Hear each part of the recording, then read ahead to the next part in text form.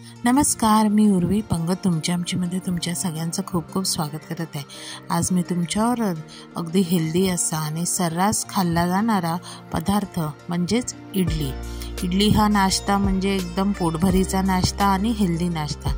अशाच या हेल्दी नाश्त्याची म्हणजे इडलीची रेसिपी आज मी तुमच्यावर शेअर करणार आहे आणि ती सुद्धा इडली आपण आज रेशनिंगच्या तांदळाची बनवणार आहोत। तर चला वेळ न घालवता आपण रेसिपीला सुरुवात करूया। आता इडलीसाठी सर्वप्रथम इथे मी रेशनिंगचे तांदूळ घेतलेले आहे। हा जो ग्लास आहे त्या ग्लासाने मी 3 ग्लास एवढा रेशनिंगचा तांदूळ घेतलेला आहे आणि त्याच ग्लासाने 1 ग्लास एवढं मी उडीद घेतलेले आहेत। इथे मी उडदाची डाळ वापरली नाही, अख्खे जे उडीद असतात ते इथे वापरलेले आहेत। ह्या असे जे अख्खे उडीद असतात ना त्याची इडली एकदम खूप सुंदर आणि मऊ लुसलुशीत होते। तर जर तुमच्याकडे रेशनिंगचा तांदूळ नसेल तर कुठलाही जाड तांदूळ इथे तुम्ही वापरू शकता। आता हे दोन्ही वस्तू मी स्वच्छ 4-5 वेळा धुवून भिजत ठेवलेले आहेत। म्हणजे आता मी हे इथे 8 तास आपल्याला भिजत ठेवायचे आहेत। 7-8 तासानंतर आपण ह्यातलं पाणी निथळून टाकणार आहोत। आता इथे तुम्ही बघू शकता की तांदूळ आणि डाळ एकदम मस्तपैकी भिजलेले आहे। डाळ भिजून अशी मस्त दुप्पट झालेली आहे। तर ह्याचं जे प्रमाण आहे हे नेहमी 3:1 हे ठेवायचं। म्हणजे 3 पेले 3 वाट्या 3 ग्लास तांदूळ असेल तर 1 पेला 1 ग्लास हे आपलं अख्खे उडीद असले पाहिजे। आता हे जे उडीद जे आहेत ते आपण सर्वप्रथम वाटून घेऊया। थोडं थोडं पाणी घालून आपल्याला हे वाटून घ्यायचं आहे। आता ह्या दोन्ही जे तांदूळ आणि डाळ आहेत हे आपल्याला वेगवेगळं वाटून घ्यायचं आहे। आता इथे वाटताना एक लक्षात ठेवायचं की आपल्याला इथे थोडंसं जाड ठेवायचं आहे। म्हणजे आपण इडलीसाठी हे वाटतो आहे म्हणून हे आपल्याला थोडं जाड ठेवायचं आहे।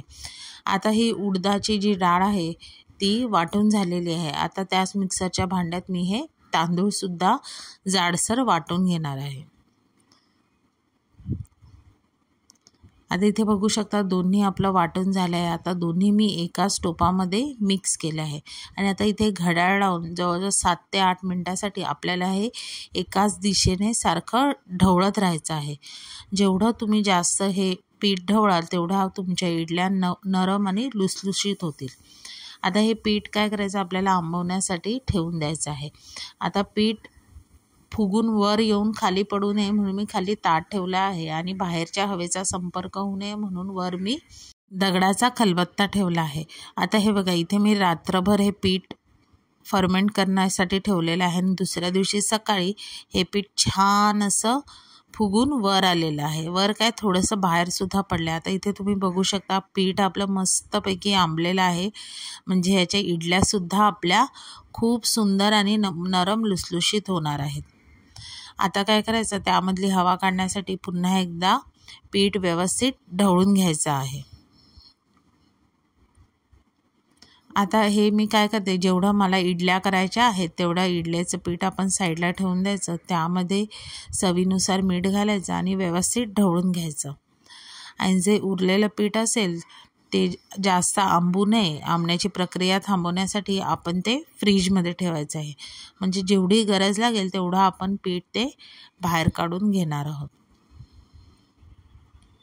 इडलीचं भांडं जे असतं ते सगळ्यांच्याच घरी असतं। नेहमीप्रमाणे आपण त्याला तेल लावायचं आणि 1-1 चमचा एवढं इडली घालून आपण सगळ्या इडल्या तयार करून घ्यायच्या।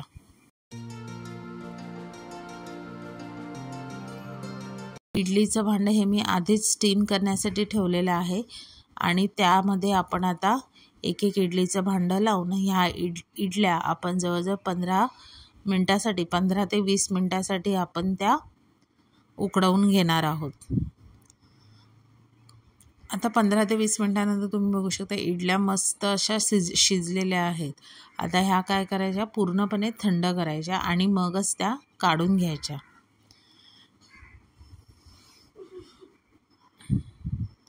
आता ह्यामध्ये काय करायचं मी पुन्हा एकदा मला एक इडलीचं भांडं लावायचं आहे म्हणून मी पुन्हा थोडं पाणी घातलं आणि इथे माझ्याकडे मिनी इडलीचा भांडा आहे। त्या भांड्यात मी छोट्या छोट्या इडल्या घातलेल्या आहेत आणि त्यासुद्धा मी आता 15 मिनटासाठी उकडवून घेणार आहे। आता इथे बघू शकता इडल्या आपल्या पूर्णपणे थंड झाल्या आहेत। आता त्या चारही बाजूनी व्यवस्थित सोडून घ्यायच्या आहेत।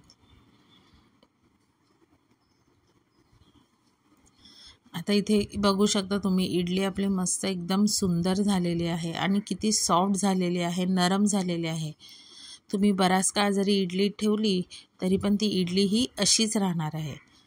आता ही इडली तुम्ही मस्त अशी चटणी खोबऱ्याची किंवा सांबार ह्याबरोबर तुम्ही ही इडली खाऊ शकता। आता इडलीच्या चटणीची आणि सांबाराची रेसिपी मी ऑलरेडी आपल्या चॅनलवर अपलोड केलेली आहे, तर त्याची लिंक मी डिस्क्रिप्शन बॉक्समध्ये देणार आहे, तर तिथे जाऊन तुम्ही चेक करू शकता।